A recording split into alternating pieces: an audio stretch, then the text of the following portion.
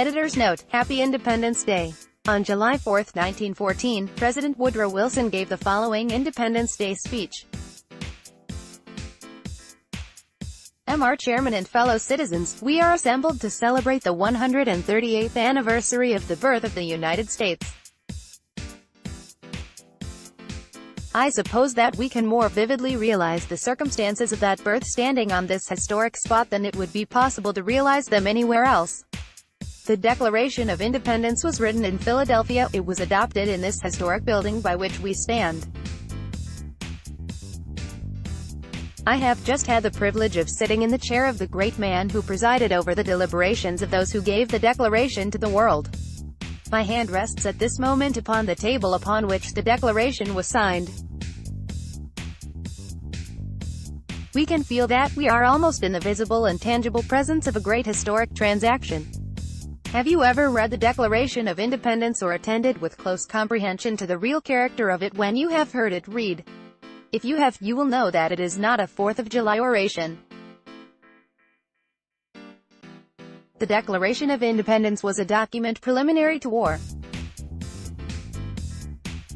It was a vital piece of practical business, not a piece of rhetoric, and if you will pass beyond those preliminary passages which we are accustomed to quote about the rights of men and read into the heart of the document, you will see that it is very express and detailed, that it consists of a series of definite specifications concerning actual public business of the day. Not the business of our day, for the matter with which it deals is past, but the business of that first revolution by which the nation was set up, the business of 1776. Its general statements, its general declarations cannot mean anything to us unless we append to it a similar specific body of particulars as to what we consider the essential business of our own day. Liberty does not consist, my fellow citizens, in mere general declarations of the rights of man. It consists in the translation of those declarations into definite action. Therefore, standing here where the Declaration was adopted, reading its business-like sentences, we ought to ask ourselves what there is in it for us. There is nothing in it for us unless we can translate it into the terms of our own conditions and of our own lives. We must reduce it to what the lawyers call a bill of particulars. It contains a bill of particulars, but the bill of particulars of 1776. If we would keep it alive, we must fill it with a bill of particulars of the year 1914. The task to which we have constantly to readdress ourselves is the task of proving that we are worthy of the men who drew this great declaration and know what they would have done in our circumstances. Patriotism consists in some very practical things, practical in that they belong to the life of every day, that they wear no extraordinary distinction about them, that they are connected with commonplace duty. The way to be patriotic in America is not only to love America but to love the duty that lies nearest to our hand and know that in performing it we are serving our country. There are some gentlemen in Washington, for example, at this very moment who are showing themselves very patriotic in a way which does not attract wide attention but seems to belong to mere everyday obligations. The members of the House and Senate who stay in hot Washington to maintain the quorum of the houses and transact the all-important business of the nation are doing an act of patriotism. I honor them for it, and I am glad to stay there and stick by them until the work is done. It is patriotic, also, to learn what the facts of our national life are and to face them with candor.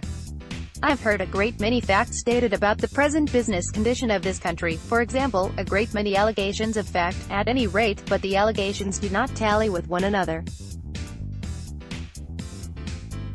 Yet I know that truth always matches with truth, and when I find some insisting that everything is going wrong and others insisting that everything is going right, and when I know from wide observation of the general circumstances of the country taken as a whole that things are going extremely well, I wonder what those who are crying out that things are wrong are trying to do. Are they trying to serve the country, or are they trying to serve something smaller than the country? Are they trying to put hope into the hearts of the men who work and toil every day, or are they trying to plant discouragement and despair in those hearts? And why do they cry that everything is wrong and yet do nothing to set it right? If they love America and anything is wrong amongst us, it is their business to put their hand with ours to the task of setting it right. When the facts are known and acknowledged, the duty of all patriotic men is to accept them in candor and to address themselves hopefully and confidently to the common council which is necessary to act upon them wisely and in universal concert. I have had some experiences in the last 14 months which have not been entirely reassuring. It was universally admitted, for example, my fellow citizens, that the banking system of this country needed reorganization. We set the best minds that we could find to the task of discovering the best method of reorganization. But we met with hardly anything but criticism from the bankers of the country. We met with hardly anything but resistance from the majority of those at least who spoke at all concerning the matter. And yet so soon as that act was passed there was a universal chorus of applause, and the very men who had opposed the measure joined in that applause. If it was wrong the day before it was passed, why was it right the day after it was passed? Where had been the candor of criticism not only, but the concert of counsel which makes legislative action vigorous and safe and successful? It is not patriotic to concert measures against one another, it is patriotic to concert measures for one another. In one sense the Declaration of Independence has lost its significance. It has lost its significance as a declaration of national independence. Nobody outside of America believed when it was uttered that we could make good our independence. Now nobody anywhere would dare to doubt that we are independent and can maintain our independence. As a Declaration of Independence, therefore, it is a mere historic document. Our independence is a fact so stupendous that it can be measured only by the size and energy and variety and wealth and power of one of the greatest nations in the world. But it is one thing to be independent, and it is another thing to know what to do with your independence. It is one thing to come to your majority and another thing to know what you are going to do with your life and your energies, and one of the most serious questions for sober-minded men to address themselves to in the United States is this: what are we going to do with the influence and power of this great nation? Are we going to play the old role of using that power for our aggrandizement and material benefit only? You know what that may mean. It may upon occasion mean that we shall use it to make the peoples of other nations suffer in the way in which we said it was intolerable to suffer when we uttered our Declaration of Independence. The Department of State at Washington is constantly called upon to back up the commercial enterprises and the industrial enterprises of the United States in foreign countries, and it at one time went so far in that direction that all its diplomacy came to be designated as dollar diplomacy. It was called upon to support every man who wanted to earn anything anywhere if he was an American. But there ought to be a limit to that. There is no man who is more interested than I am in carrying the enterprise of American businessmen to every quarter of the globe. I was interested in it long before I was suspected of being a politician. I have been preaching it year after year as the great thing that lay in the future for the United States, to show her wit and skill and enterprise and influence in every country in the world. But observe the limit to all that which is laid upon us, perhaps more than upon any other nation in the world. We set this nation up, at any rate we profess to set it up, to vindicate the rights of men. We did not name any differences between one race and another. We did not set up any barriers against any particular people.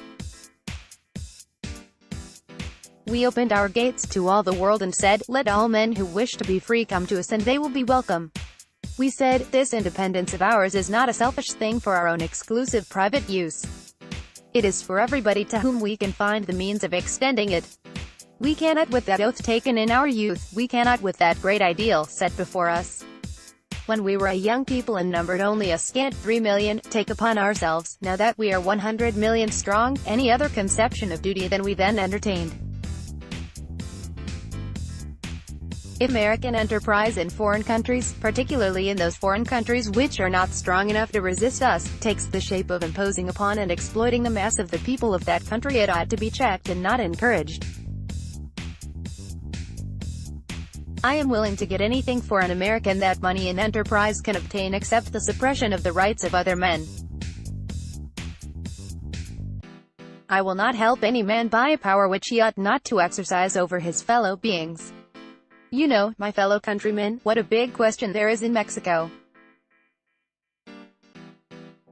85% of the Mexican people have never been allowed to have any genuine participation in their own government or to exercise any substantial rights with regard to the very land they live upon.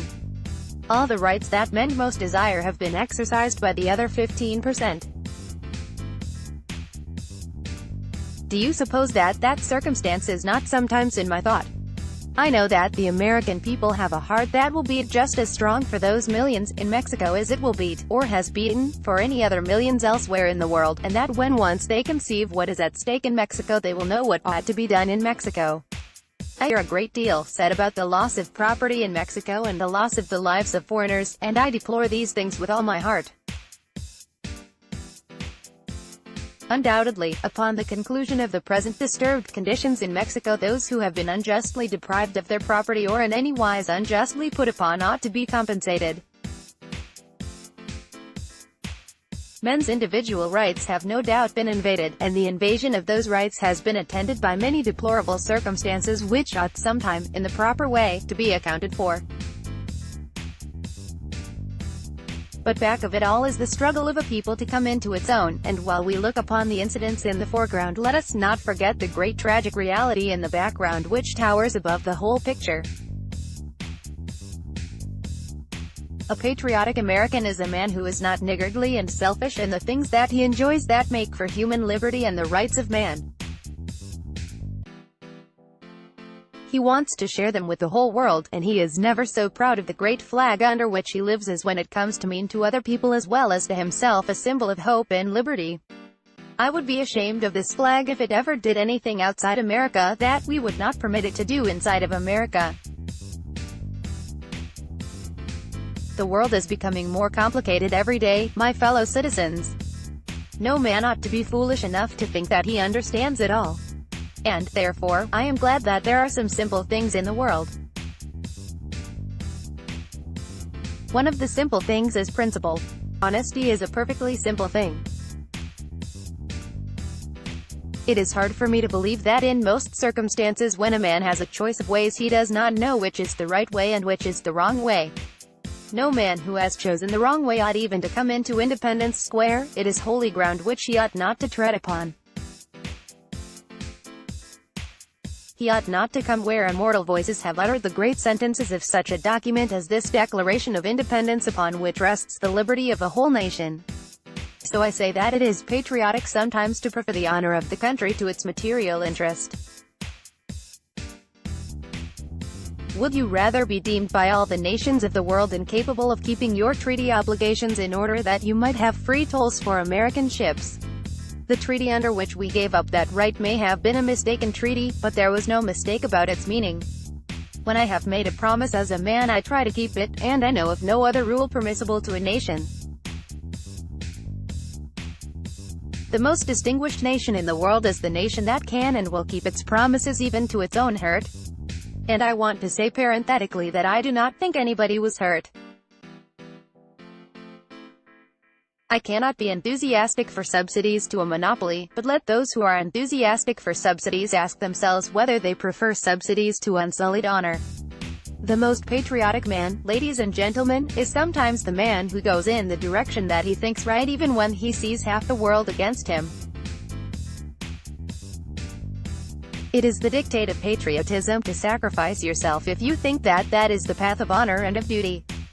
Do not blame others if they do not agree with you. Do not die with bitterness in your heart because you did not convince the rest of the world, but die happy because you believed that you tried to serve your country by not selling your soul. There were grim days, the days of 1776. Gentlemen did not attach their names to the Declaration of Independence on this table expecting a holiday on the next day, and that 4th of July was not itself a holiday. They attached their signatures to that significant document knowing that if they failed it was certain that every one of them would hang for the failure. They were committing treason in the interest of the liberty of 3 million people in America. All the rest of the world was against them and smiled with cynical incredulity at the audacious undertaking. Do you think that if they could see this great nation now they would regret anything that they then did to draw the gaze of a hostile world upon them? Every idea must be started by somebody, and it is a lonely thing to start anything. Yet if it is in you, you must start it if you have a man's blood in you and if you love the country that you profess to be working for. I am sometimes very much interested when I see gentlemen supposing that popularity is the way to success in America.